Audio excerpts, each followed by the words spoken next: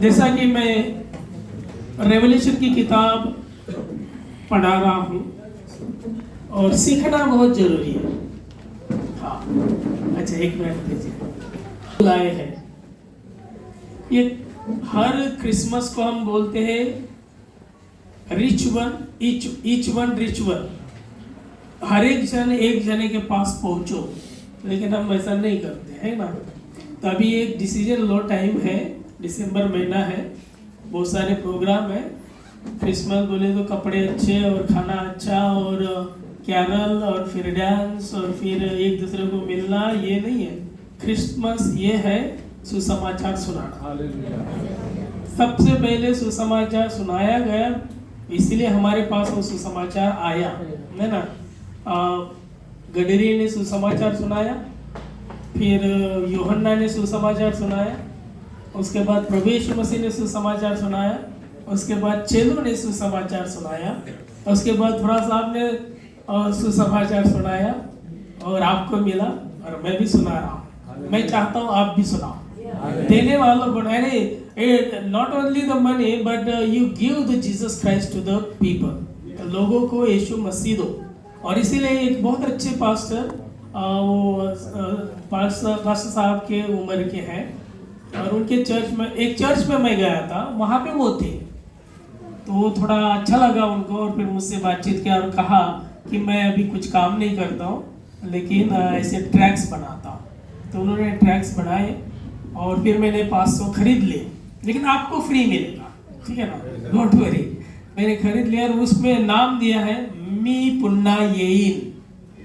प्रभु यीशु मसीह ने कहा मी पुन्ना येइन, है ना, दूसरा पुन्ना येइन नहीं। तो वो आगे वो वैसे नहीं आएंगे। प्रभु यीशु मसीह पहले वकील बन के आए थे और फिर अभी जज बन के आएंगे। प्रभु यीशु मसीह पहले वकील बन के आए थे, वकीली की आपके लिए मेरे लिए, हमें जिता दिया, है ना। हमारी केस उन्होंने लड़ी खुदा के साथ, अपना लहू देकर कीमत चुकाई और हमें स्वतंत्र कर दिया। अभी वो जज बन के आए और उसी के बारे में इसके अंदर बहुत सारी बातें हैं। मराठी लोग आपके आजू बाजू में रहते हैं, उनको दे दीजिए, फ्री में दीजिए। 500 का ट्रैक सही, 500 ट्रैक सही है। महिलाओं के 18 तारीख का है, उसमें कुछ यूज कर सकते हैं। क्रिसमस के वक्त कुछ यूज कर सकते हैं। जिसको चाहिए वो लेके जा सकता है। मैं यहाँ पे रखूंगा, अपने पास्टर साहब को मैं दूंगा सिर्फ, ठीक है ना।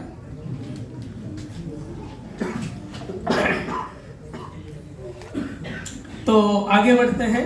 रेवलेशन की किताब के साथ साथ मैंने कहा था मैं कुछ मानना भी देते जाऊंगा, है ना। पिछले टाइम एक मानना दिया था, रेवलेशन के कंटिन्यूएशन में एक डाला था कि वर्ड इज वेरी इंपॉर्टेंट। वचन के द्वारा 7 कलीसियाओं को जो प्रतिफल मिलने वाले हैं, हर वक्त कहा गया कि जो जिसके कान है वो सुने और जो इस प्रकार से करता है उसे ये प्रतिफल मिलेगा। 7 कलीसिया में 7 प्रतिफल बताए हैं। मैंने ये बताया था कि ये कलीसिया सिंबॉलिक है। इफिस की कलीसिया है, स्मुरना की कलीसिया के नाम मैंने डाले हैं यहाँ पे। कलीसिया है, ये इफिस की है, स्मुरना की है, पिरगमन है, थुआतीरा है, सरदीस की कलीसिया है और फिर हम देखते हैं लौदीकिया कलीसिया।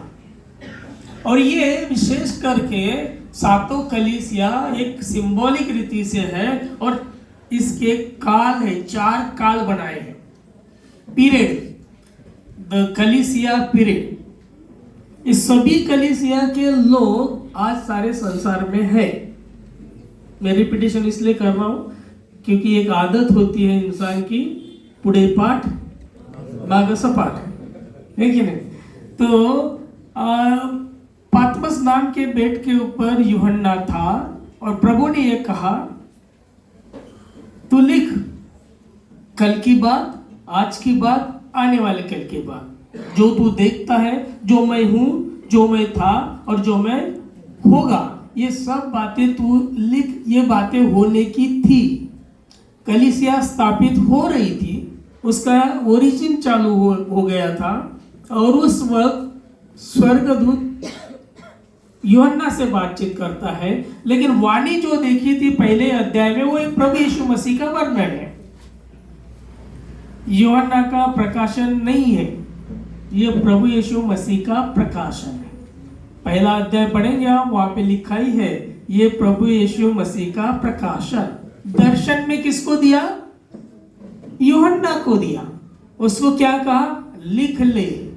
उसने लिखा जो जो बातें होने वाली है, ये जो कलीसिया स्थापित हो रही है, इन कलीसिया में आगे क्या होने वाला है, ये कैसे भटक जाएंगे और कैसे पाप में गिरेंगे, उनके लिए 3 बातें लिखी। सबसे पहले उनकी स्थिति क्या, उसके बाद उनमें गलतियां क्या है, तीसरी बात उनको सजेशन दे। इस प्रकार से करेंगे तो ठीक है, अदरवाइज उसका प्रतिफल क्या है। ये 4 बातें हर कलीसिया को खुदा ने यूहन्ना के द्वारा बताई है। आपने एक बार भी इसको पढ़ा नहीं है। 3 अध्याय हमने अभी तक लिए हैं सिर्फ, बराबर है। क्योंकि आपको लग रहा होगा कि बहुत किचकट है, ये बहुत इजी है। यदि आप 2-3 बार भी पढ़ेंगे ना, पवित्र आत्मा आपको समझाने की कोशिश करेगा क्या बता रहा है करके। इतना तो विश्वास करते हैं ना कि your teacher is the Holi spirit. ये बाइबल में लिखा है कि हमारा टीचर पवित्र आत्मा है, वो हमारा अगुवाई करने वाला है, शिक्षक है, हमें रास्ता दिखाने वाला है। ऐनी बात समझ में? यदि आप पढ़ते हो, वो समझाने वाला है। 7 आत्माओं के बारे में मैंने बताया था, उसमें एक आत्मा है बुद्धि का आत्मा। तो बुद्धि का आत्मा भी है, वो भी हमें समझाता है ये क्या चल रहा है। तो ये 4 काल है, 4 प्राणी है, इसको सिंबॉलिक रीति से लिया। ये 4 सुसमाचार भी है, 4 सुसमाचार भी है। और इनमें 4थे अध्याय में 4 प्राणी बताए हैं, 4 प्राणी बताए हैं। 2 कलीसिया के लिए 1 प्राणी है, यानी इफिस और स्मुर्ना कलीसिया में उसके दूत थे पॉल और अरेनियस नाम के बहुत बड़े व्यक्ति हो गए। हिस्ट्री में जाइए, अरेनियस को पढ़िए आप, और आपको पता चलेगा कि यीशु मसीह ही जैसे इन्हें होकर काम कर रहे हैं। इतने बड़े प्रभु के दास वो थे। इफिस और स्मुर्ना कलीसिया के कार्यकाल में, उसका कार्यकाल था 53 एडी 312 एडी तक सिंह के नाई सुसमाचार सुनाया गया। इसलिए पहला प्राणी वहां पे है सिंह का मुंह, लॉयन। लॉयन है, वो बिल्कुल डरे नहीं, वो इतना सुसमाचार सुनाया। वो राजा का कार्यकाल था, उनको पकड़ कर मार रहे थे, विश्वासियों को जला रहे थे, फिर भी वो डरे नहीं, उन्होंने सुसमाचार सुनाया। सुसमाचार का कार्यकाल, इफिस और स्मुर्ना का कार्यकाल 312 एडी तक, और उनके दूत थे पॉल और अरेनियस। उसके बाद एक बछड़ा बताया, बैल का चित्र दिया।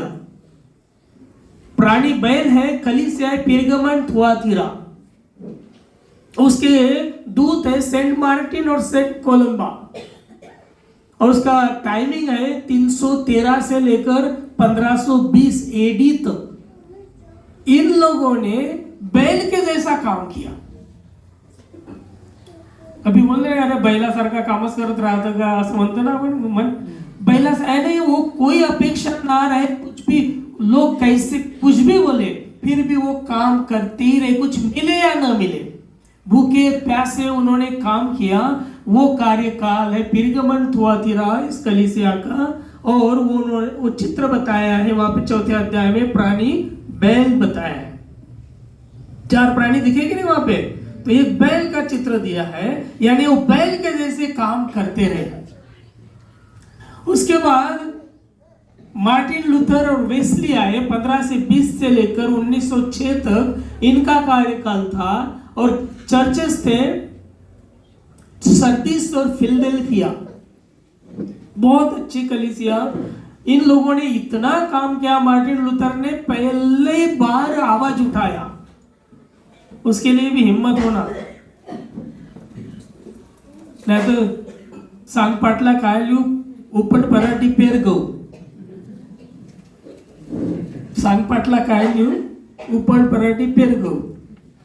यानी सिर्फ मान हिलाना नहीं है, कम से कम उसको सोचना है, सच क्या, झूठ क्या, बरोबर है, नहीं है, अपना आपण म्हणतो ना ते बिना बुडाचा असं काहीतरी म्हणतात है की नहीं। ये लोग ऐसे नहीं थे। मार्टिन लूथर ने राजेशाही थी, रोमन राज्य चल रहा था और रोमन राज में 325 एडी में एक मीटिंग बुलाई गई।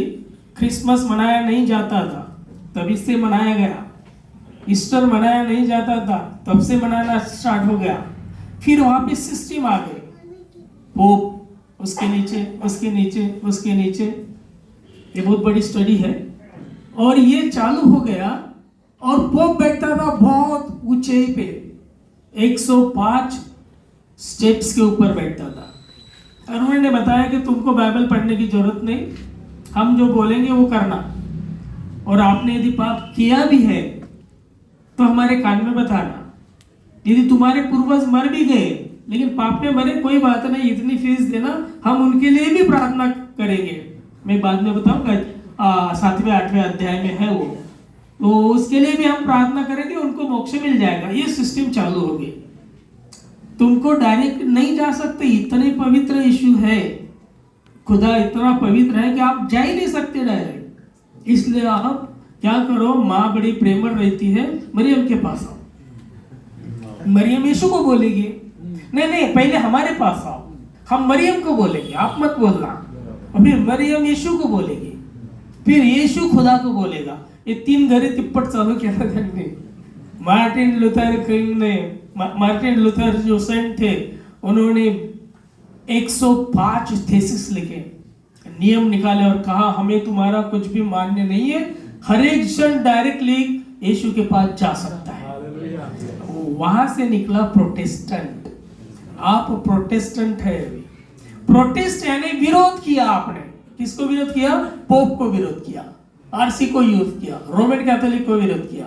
मार्टिन सर ने विरोध किया, इसलिए प्रोटेस्टेंट निकला। उसमें से निकलकर प्रोटेस्टेंट पंथ चालू हो गया। बात समझ में आ गई? और ये प्रोटेस्टेंट पंथ में पवित्र आत्मा कार्य करने लगा। मार्टिन लूथर और वेस्ली का नाम आपने सुना होगा, डॉक्टर वेस्ली, बहुत ही प्रभु का काम। ये चले गए, लांडगे घुस गए। ये जाने के बाद लांडगे आते ना, इसमें लांडगे आ गए, फिर इन कलीसियाओं में लांडगे आ गए और फिर फूटाफूट हो गए। उसके प्रोटेस्टेंट के डिनोमिनेशन हो गए। अभी कम से कम 1000 डिनोमिनेशन है। हर एक ने अलग अलग तत्व निकाल के अपना झंडा लगा दिया, है ना। बपतिस्मे का स्वरूप भी बदल दिया, हर बात का स्वरूप बदल दिया। आपको मालूम है कितने बपतिस्मे के प्रकार हैं? झेंड्याच्या खालून गेले तरी बपतिस्मा झाला, साल्वेशन आर्मी। एक राजा था, काइंस्टाइन नाम उसका, रोम राजा था, 325 एडी की बात बता रहा हूं। वो सूर्य देवता की भक्ति करने वाला था। सूर्य के ऊपर उसको एक चिन्ह दिखा, वो क्रॉस था, और उसने बोला मुझे ये कहा गया क्रॉस के अंडर में यदि तू राज्य करेगा कि तेरा राज्य बहुत चलेगा। इसलिए बोला कि मैं अभी मसीह हो गया। पहले विश्वासी नाम था, सिर्फ 2 ही प्रकार थे, एक अविश्वासी और एक विश्वासी, और कोई पंथ नहीं था।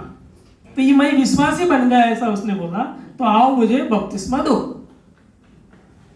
फिर एक बड़ा ग्राउंड था, उस ग्राउंड में सब जन इकट्ठा हुए, राजा भी आ गए, फवारा लाया पानी का, सबके ऊपर फेंक दिया, राजा के ऊपर फेंक दिया, सबका बपतिस्मा हो गया।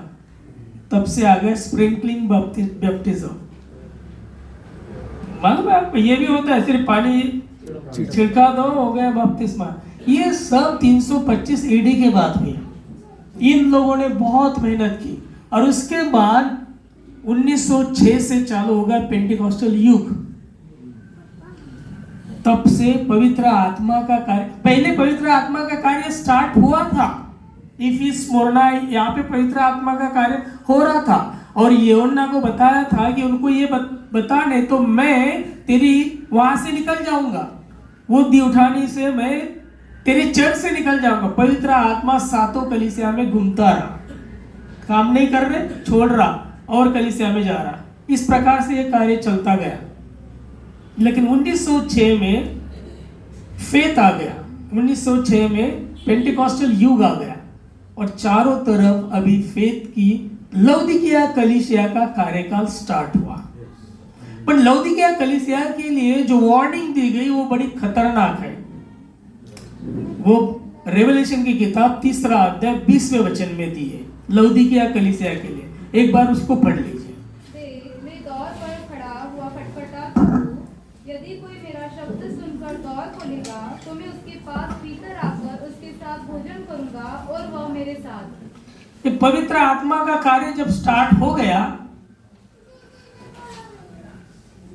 तो फिर उसके अंदर देखो, मैंने शुरुआत से ही बताया कि डेविल इज ऑलवेज वर्किंग 24/7, यानी 24 घंटे शैतान भी काम करता है।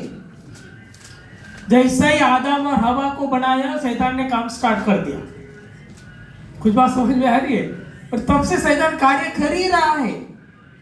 शैतान कार्य नहीं करता था तो इस कार्यकाल में और इस कार्यकाल में सबसे ज्यादा विश्वासी लोग मारे गए, कत्ल कर दिए गए।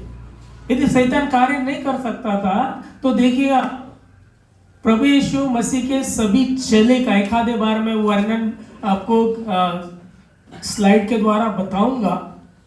कौन कैसा मरा, कौन कैसा मरा, वो चित्र दिखना बहुत जरूरी है। सबने यदि देखे ना, किसी को आरी से काटा, किसी को 2 भाग में ऐसा फाड़ दिया, थोमा को तो पीछे से भाला मार दिया। मैं वो जगह देखने गया था, वो देखा, उसके चित्र भी मैंने लाए, भाला मारकर मार दिया। पतरस बोले मुझे उल्टा टांगो, पतरस ही था ना, उल्टा टांगो, मैं यीशु के जैसा मरना नहीं चाहता, मैं उतना लायक नहीं हूं, इसलिए उसको उल्टा टांग के मारा। यूहन्ना ऐसा व्यक्ति है जिसको तेल के कड़ाई में डाला था फिर भी मरा नहीं, वो बाहर निकाला, उसको उबालते हुए तेल में डाला यूहन्ना को, जिसने ये लिखा। उसके बाद उसको पाटमस नाम के बेट के ऊपर शिक्षा दी, काला पानी की शिक्षा बोलते हैं। वहां पे कोई भी इंसान नहीं रहता, जो भी उसको शिक्षा वहां पे रखते थे वो सिर्फ हड्डियां वहां पे थी, इंसान कोई भी नहीं था। शिक्षा इसलिए दी गई थी कि किसी को सुसमाचार सुनाए, वो चुप ही नहीं बैठता था, वचन सिखाता ही था, क्योंकि यीशु के पास रहता था हर वक्त, वो चुप नहीं रहता था। और इसलिए उसको निर्मनुष्य जगह पर पातमस नाम के बेट के ऊपर रखा ताकि किसी को सुसमाचार ना सुनाए। बूढ़ा होकर मरने वाला सिर्फ एक ही चला है, वो है यूहन्ना।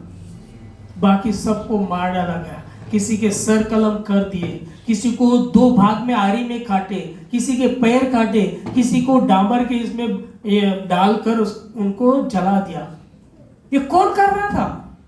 और फिर आगे में जाएंगे ना तो विश्वासियों ने ही विश्वासियों को मारा।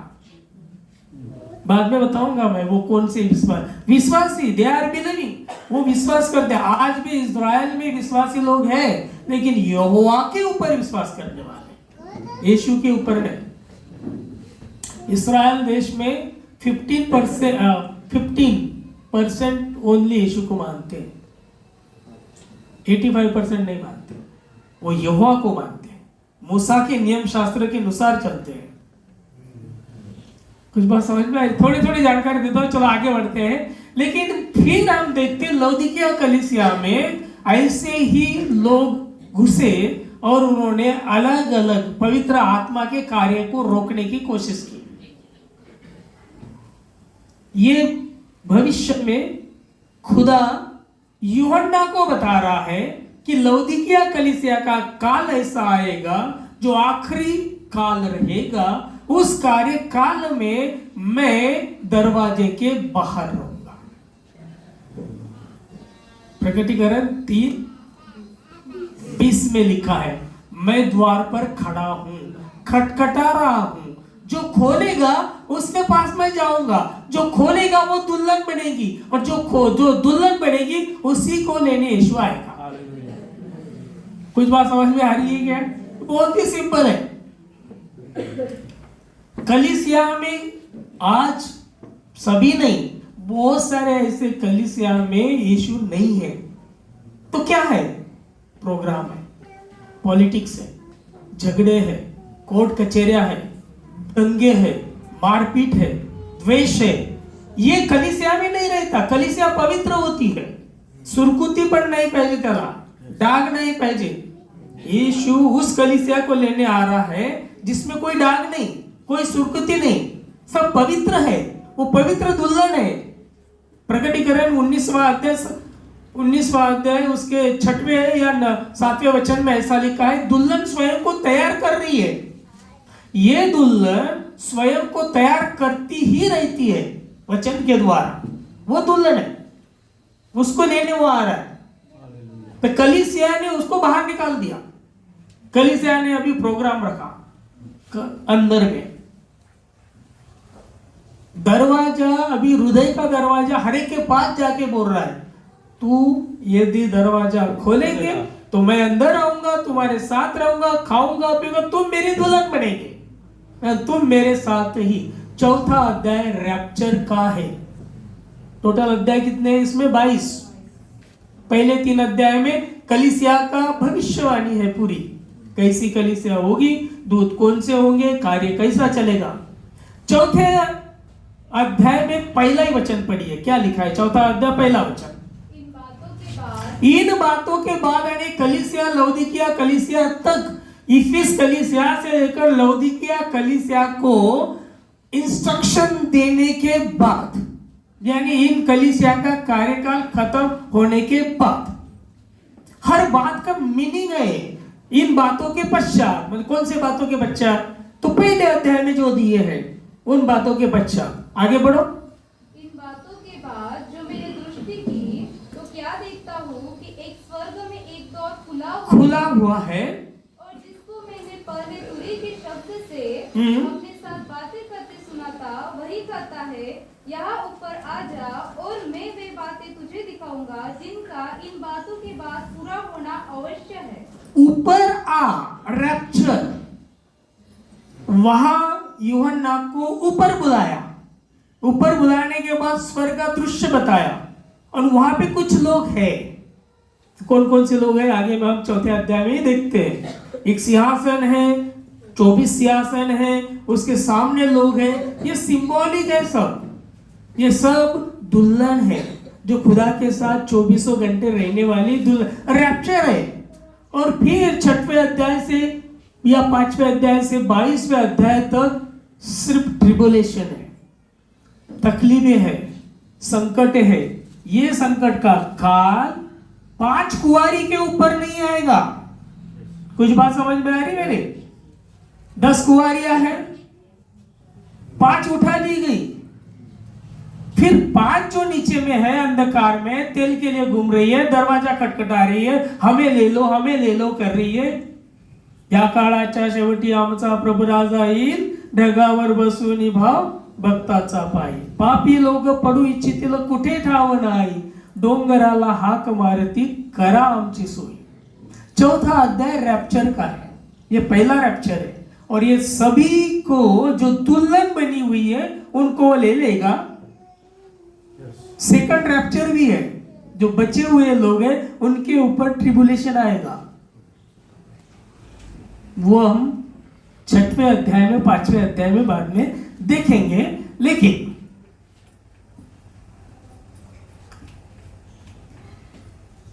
आज का मानना ये हो गया प्रस्तावना। आज का मानना देके ही 4थे अध्याय को हाथ हम बाद में लगाएंगे। आज का मानना, ये प्रभु का महीना है, बराबर है।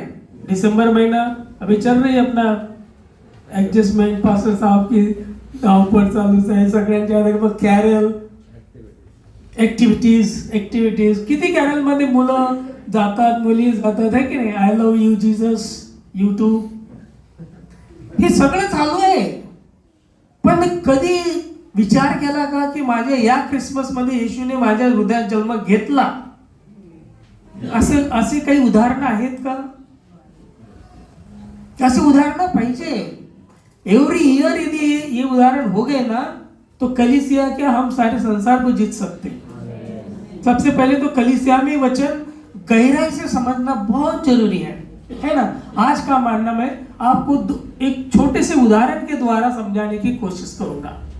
225 साल पहले बेथलेम नाम एक छोटे गांव में एक अद्भुत घटना हुई।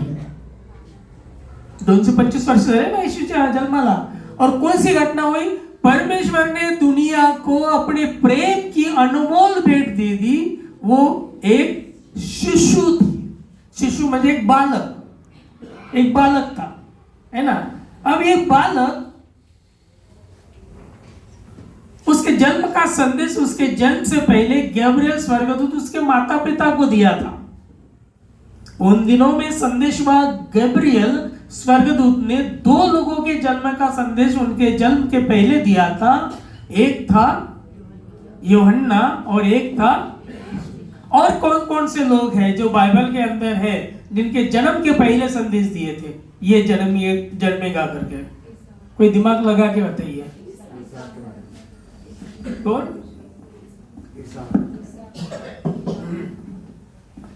इसहाक और अच्छा वो भी है, और शमशोन के बारे में बताया था ना कि भाई ये होगा, वो नाजिर रहेगा, बाल को वस्त्रा नहीं लगाना वगैरह वगैरह। लेकिन बाइबल के अंदर ये 2 व्यक्ति के बारे में यूहन्ना का आत्मा एलिया का आत्मा है ना बात समझ में? एलिया का आत्मा इतना खुदा को प्रिय था, उसने 3 बार उसका इस्तेमाल किया। पहले बात पुराने नियम में एलिया था, उसके बाद एलिया यूहन्ना बन के आया यीशु मसीह का रास्ता ठीक करने। यीशु मसीह से 6 महीना बड़ा है और मरियम के रिश्तेदार है एलिशबा, है ना समझ में? वहां पे भी वचन संदेश दिया गया, भविष्यवाणी की गई, गब्रिएल ही गया था, और दूसरा व्यक्ति यहाँ पे यीशु मसीह है। अब इसमें तुलनात्मक हमें देखना है। यूहन्ना के जन्म का संदेश उसके पिता को दिया, राइट? यूहन्ना के जन्म का संदेश उसके पिता को दिया। यीशु के जन्म का संदेश माता को दिया। लुका 1:18 से 20 में आप पढ़ सकते, सिर्फ 18वां वचन पढ़िए। जकरिया ने स्वर्गदूत से पूछा, यह मैं कैसे जानूं? उसके ऊपर के 1-2 पहले वचन पढ़िए, जहां पे ऐसा लिखा है कि डर मत।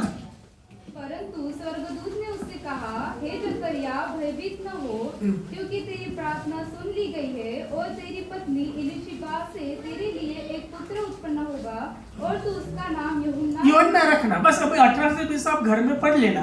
यीशु के जन्म का संदेश उसके माता को दिया। लुका 1:26-28 में 38 तक उसका वर्णन है ना। तो वहां पे भी पढ़ी है जो स्वर्गदूत ने बोला मरियम से, देख तू गर्भवती होगी और तेरे एक पुत्र उत्पन्न होगा, तो उसका नाम यीशु रखना। यहाँ पे जब सुसमाचार बताया गया गैब्रिएल द्वारा, दोनों ने एक सवाल पूछा। जकरिया ने भी सवाल पूछा और मरियम ने भी सवाल पूछा। जाएंगे धीरे धीरे। जकरिया वचन 18, वो बोलता है मैं बूढ़ा हो गया। कारण भी बताया उसने। वो सवाल क्या था? ये सवाल 18वां वचन पढ़िए। जकरिया ने स्वर्गदूत से पूछा, यह मैं कैसे जानूं, क्योंकि मैं तो बूढ़ा हूँ और मेरी पत्नी भी बूढ़ी हो गई है। अब ये सवाल पूछा जकरिया ने, ठीक है ना, कि मैं बूढ़ा हूँ। उसने बोला तुझे पुत्र होगा। वो बोलता मैं कैसा समझूं, मैं तो बूढ़ा हूं, मेरी वाइफ भी बूढ़ी है। उसको यदि आप पहले वचन से पढ़ेंगे, पहले अध्याय में ही पहले वचन से, उसी अध्याय में पहले वचन से पढ़ेंगे तो वहां पर ऐसा लिखा है, जकरिया एक याजक था। कौन था? वो खुदा की सेवा करने वाला था। वो मंदिर में रहता था। वो खुदा के सब चमत्कार देखता था। उन्हें मूसा के नियम शास्त्र का पूरा ज्ञान था कि नहीं? फिर भी वो पूछता है ये कैसा होगा? हो ही नहीं सकता। उसको ये मालूम था कि अब्राहम 100 साल का था तब उसको बेटा हुआ, सारा 90 साल की थी तब बेटा हुआ। वो ये जानता था लाल समुद्र में से मूसा ने बाहर निकाला था, मूसा के द्वारा इस्राएल लोगों को बाहर निकाला था। 10 विपत्तियां आई थी मिस्र में, एक भी विपत्ति इस्राएल के ऊपर नहीं थी, जो कि इस्राएल यानी यहूदी वो मिस्र में ही रहते थे। मिस्र के घर में पानी पीने को नहीं है, खून हो गया, और उसके बाजू में रहता यहूदी, उसके घर में पानी पीने को है। कुछ बात समझ में? अद्भुत चमत्कार जकरिया ने देखे होंगे, जाने होंगे, खुदा की जानकारी थी उसको, खुदा कौन है ये जानता था वो, बराबर है। फिर भी वो कहता है मैं कैसा समझूं? अब स्वर्गदूत आया है, गब्रियल बता रहा है, उसको विश्लेषण करके बताता है। लूका 18 के आगे पढ़ो। और स्वर्गदूत ने उसको उत्तर दिया। क्या उत्तर दिया? दोनों को उत्तर दिया। गब्रियल ने दोनों को उत्तर दिया, मरियम को भी दिया, मरियम ने भी सवाल पूछा और जकरिया ने भी सवाल पूछा। गब्रियल ने दोनों को उत्तर दिया, डिफरेंट है, उसके परिणाम भी डिफरेंट है। पहले देखिए। स्वर्गदूत ने उससे उत्तर दिया, मैं जिब्राइल हूँ जो परमेश्वर के सामने खड़ा रहता हूँ, और मैं तुझसे बातें करने और तुझे यह सुसमाचार सुनाने को भेजा गया हूँ। देख, जिस दिन तक ये बातें पूरी न हो ले, उस दिन तक तू मौन रहना और बोल न सकेगा, इसीलिए कि तूने मेरी बातों को जो अपने समय पर पूरी होगी प्रतीति न की। तूने प्रतीति नहीं की, इसीलिए मैं उसको पूरा विश्लेषण देना पड़ा, पहचान देनी पड़ी। और तुम्ही कसं काय इन्कम टॅक्स वाले आले, दाखवा बरं, कार्ड दाखवलं त्याने, ये कार्ड बताया कि मैं खुदा से हूँ, वहां पे अर्पिता हूँ, उसने बताया था, उन्होंने भेजा है। इतकं विश्लेषण द्यावं लागते एज्युकेटेड माणसाला। तो he was educated, he was spiritual, he was continue देवाची सेवा करणारा, त्याचा विश्वास नाही है। त्याला गब्रियल देवदूताला एक्सप्लेनेशन द्यावं लागलं आणि पूरा बताना पड़ेगा। और फिर कहा, देख तूने विश्वास नहीं किया ना, अब तुझे शिक्षा। इब्रानी की किताब 12वां अध्याय 6वां वचन पढ़िए, इब्रानी 12:6। क्योंकि प्रभु जिससे प्रेम करता है उसकी ताड़ना भी करता है, और जिसे पुत्र बना लेता है उसको कोड़े भी लगाता है। अब देखें, ये जकरिया कोई पापी था? वो याजक था, वो खुदा का सेवक था, लेकिन ये वचन क्या कहता है? जिससे वो प्यार करता है उसे कोड़े भी लगाता है।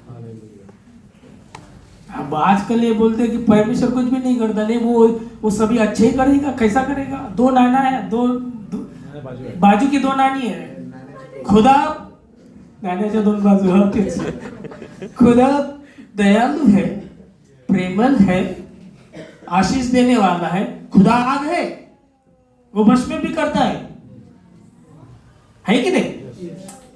यहां पे अरे थोमा तू इतने सालों से मेरे पास है, मेरे साथ रहता है, फिर भी पूछता है मुझे खुदा बताओ। तू नहीं जानता खुदा और मैं एक हूं? तू नहीं जानता खुदा मेरे द्वारा ही काम करता है? थोमा। सेम बात यहां पे होगी जकरिया।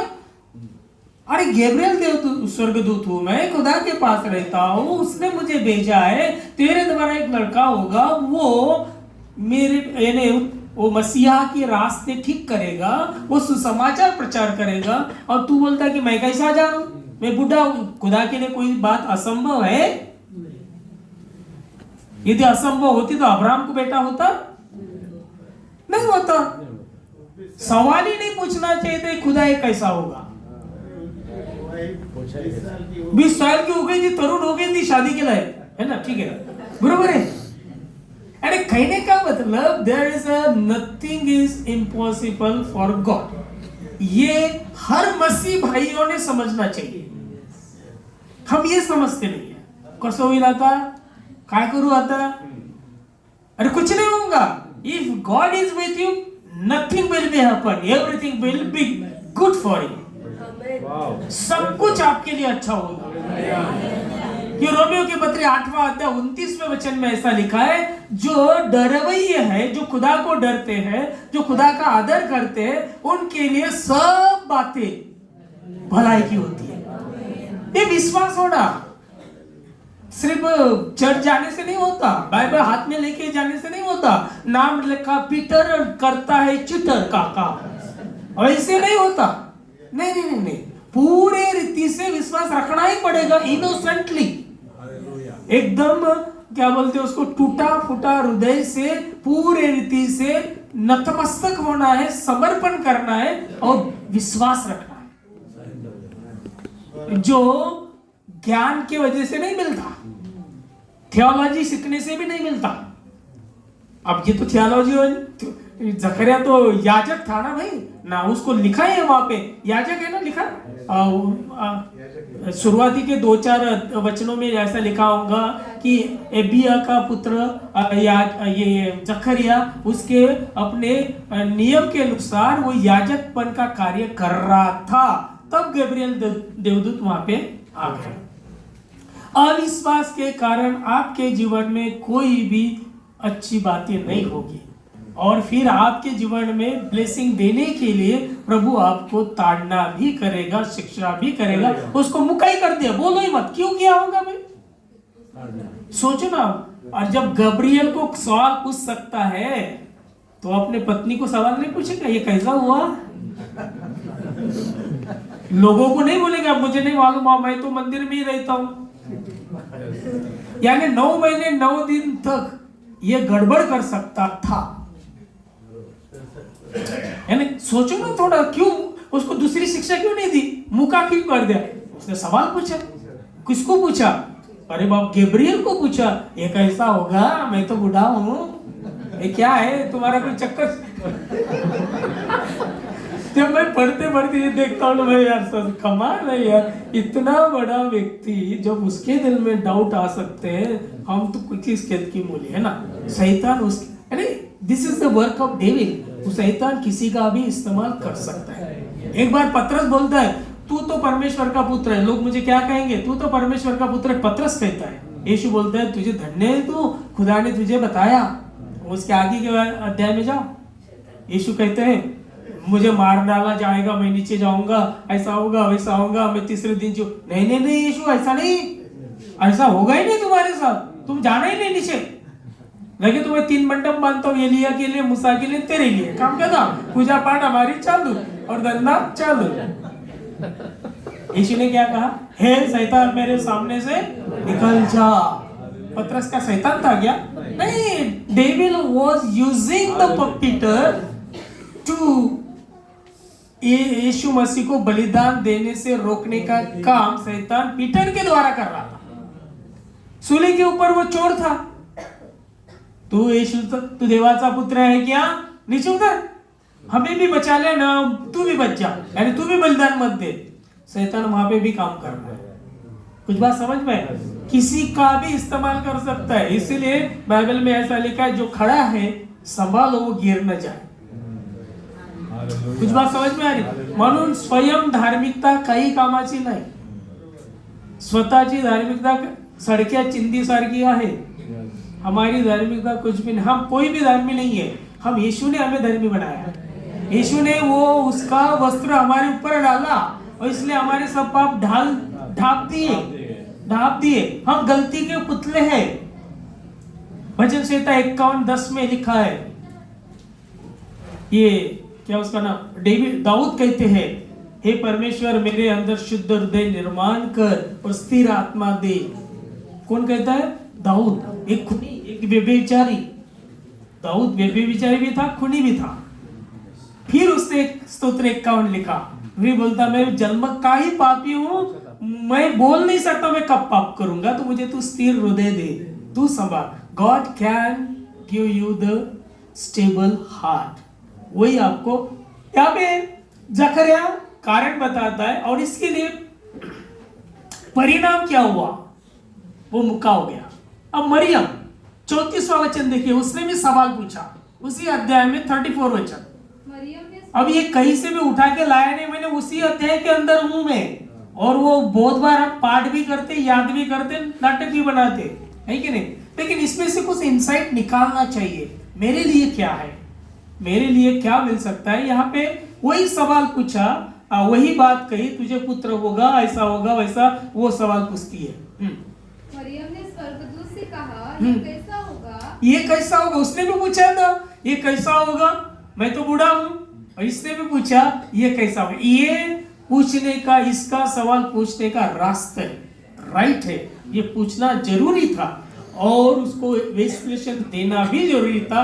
गैब्रियल ने उसकी जानकारी दी। देखो पढ़ो आगे। मैं तो पुरुष को जानती ही नहीं। वो जानती ही नहीं थी, इसका मतलब she was holy, Maria was the holy, वो पवित्र थी और इसीलिए उसे चुना गया ताकि पवित्र परमेश्वर का बेटा, पवित्र बेटा उससे जन्म ले। ये नहीं समझ सकते हम?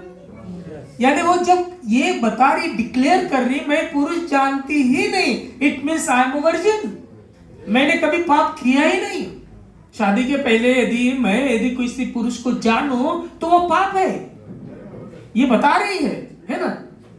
ये बता रही है कि मैं शादी के पहले कोई पुरुष को जानती ही नहीं और आप बोलते कि बेटा होगा, यानी इसका मतलब प्रेगनेंसी आएगी, इसका मतलब मुझे वो संभालना पड़ेगा 9 महीने 9 दिन, उसके मतलब सबके सामने मुझे बेटे को जन्म देना पड़ेगा। ये सब बातें उसके दिमाग आना जरूरी है और आया।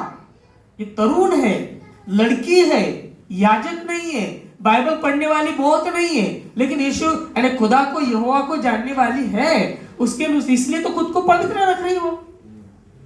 कुछ बात समझ में आ रही? तो यहाँ पे उसने सवाल पूछा, मैं पुरुष को नहीं जानती।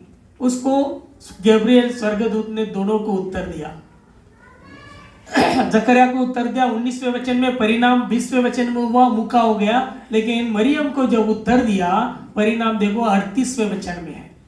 मरियम ने कहा, देख मैं प्रभु की दासी हूँ, मुझे तेरे वचन के अनुसार हो। तब स्वर्गदूत उसके पास से चला गया। कितना फेथ है मरियम का। जब उसने बताया कि ऐसा ऐसा होगा, पवित्र आत्मा के द्वारा तुझे गर्भधारणा होगी, उसने कोई भी किसी भी प्रकार का एक्सक्यूज नहीं बताया। नहीं बाबा मैं तो नहीं, और किसी को ले ले, वो फालतू, मेरी शादी है अभी टूट जाएगी, है ना? शादी टूट जाएगी तो क्या लोग बोलेंगे, कितनी बदनामी होगी।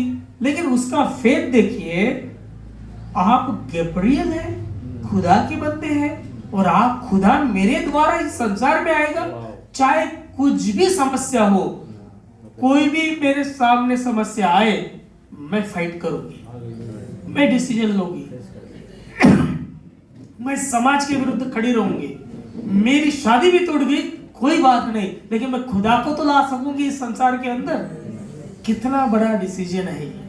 इट्स नॉट जोक कि अपना शरीर देना, वो भी शादी के पहले, जबकि सारा संसार, और वो भी यहूदी समाज में, वो तो पत्थर मार के मार डालते थे। बेविचार से पकड़ी गई स्त्री को वही शास्त्री पुरुष लोग पकड़ के चौराहे पे लाते थे, पत्थर मार मार कर उसको मार डालते थे। ये शिक्षा थी यहूदी समाज में, और ये यहूदी थी। और इसने 38वें वचन में कहा, मैं प्रभु की दासी हूँ, आपके वचन के अनुसार हो। क्या आप कभी बोलते हैं यीशु को कि मैं प्रभु आपका दास हूँ, दासी हूँ, आपके वचन के अनुसार मेरा जीवन चला, कोई भी पोजीशन में मुझे लेके चल, मैं तैयार हूँ। बोलते हैं कभी ऐसा? नहीं बहुत इधर देना आता। एक पास्टर, अभी केरल था मैं, वहाँ एक पास्टर ने ये लिया, क्या बोलते हैं, लॉटरी की टिकट। मेरे को बोलते लेना। अरे यार बोला लॉटरी की टिकट, मेरा लॉटरी देने वाले मेरे पास है, तो वो मेरे को देते ही रहता है। मैं बोलता बस कर प्रभु, मैं अभी लोगों को देना चालू कर दिया, तो लॉटरी मुझे संसार की नहीं निकालना है। आई नहीं बात समझ में? हमें सीख क्या मिलती है? वचन में बढ़ना, परिपक्व होना, विश्वास में दृढ़ होना, परमेश्वर के सामर्थ्य पर संदेह न करना।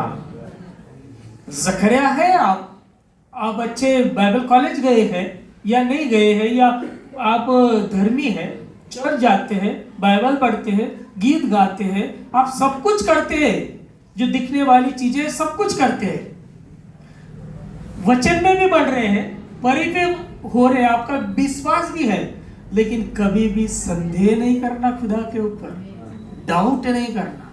जब डाउट किया तो पूरा पीछे का जीवन व्यर्थ हो गया, ठीक है। बट लेकिन परंतु, ठीक है, कहने का मतलब जकरिया इतना नामधारी था, यानी इतना परिपक्व था, याजक था, छोटे से संदेह की वजह से शिक्षा मिली, उसको मौका किया और सही समय पर उसको बोलने को लगाया। बताया था ना उसका नाम ये रखना, क्या नाम है उसका, तो यूहन्ना रखना, वो ये करेगा, सब बता दिया था। अब लोग तो नाम अलग ही रख रहे थे, जकरिया ही रख रहे थे उसका नाम, बाप के नाम पर नाम चलता था पहले, तो जकरिया नाम रखने वाले थे। लेकिन ये तो मुका था, 9 महीने से सबको पता चला, अरे जकरिया बोल नहीं सकता, और एकदम से बोलने लगा, अरे उसका नाम यूहन्ना बोला था मेरे को, वही लिखो, तब से चालू हो गया। मरियम, इससे क्या सीख सकते? संपूर्ण मन से विश्वास के साथ समर्पण करना, संपूर्ण मन से विश्वास के साथ समर्पण करना। अब सिर्फ प्रस्तावना करता हूं इसका। 4थे अध्याय में हम जा रहे, रेवलेशन के किताब में स्वर्ग का साक्षात्कार है। इस अध्याय में परमेश्वर के सिंहासन की महिमा का वर्णन है। स्वर्ग का सिंहासन और सच्ची आराधना, इसका चित्र हमें दिखता है। जब प्रेरित यूहन्ना आत्मा से उठा लिया गया तब उसने स्वर्ग में एक सिंहासन देखा, उस पर कोई बैठा था, वो स्वयं परमेश्वर थे जो सब कुछ पर अधिकार रखते हैं। सिंहासन के चारों ओर 24 प्राणी, 4 जीवित प्राणी थे जो दिन रात कहते थे, पवित्र पवित्र पवित्र है प्रभु परमेश्वर शक्तिमान, जो था, जो है और जो आने वाला है। फिर ये सभी चारों प्राणी के बारे में, और फिर उसके सामने जो बैठे हैं 24 प्राचीन, इनके बारे में हम नेक्स्ट टाइम में देखेंगे। अभी फिलहाल आपको 4था अध्याय को ही पढ़ना है। स्वर्ग का साक्षात्कार वहां पे दिखता है, स्वर्गीय चित्र वहां पे दिखता है, स्वयं खुदा का विराजमान वहां पे दिखता है। 4था अध्याय आपको पूरा स्वर्ग का क्या बोलते हैं उसको दर्शन कराता है, आपको सहल कराता है, आपको स्वर्ग में ले जाता है, और वहां सिंबॉलिक रीति से बताया है 24 कौन है, प्राचीन 24 प्राचीन कौन है, उनके सामने बैठी हुई बहुत सारी प्रजा वो कौन है, और सिंहासन पर बैठे हुए वो कौन है। उसके हाथ में एक किताब है, उंगली है, उसके अंदर कुछ नाम है, वो किसके नाम है, ये सब बातें 4 और 5 अध्याय में हमें देखने को मिलेगा। ये प्रार्थना करें। स्वर्गीय पिता, हम तुझे धन्यवाद देते हैं तेरे नाम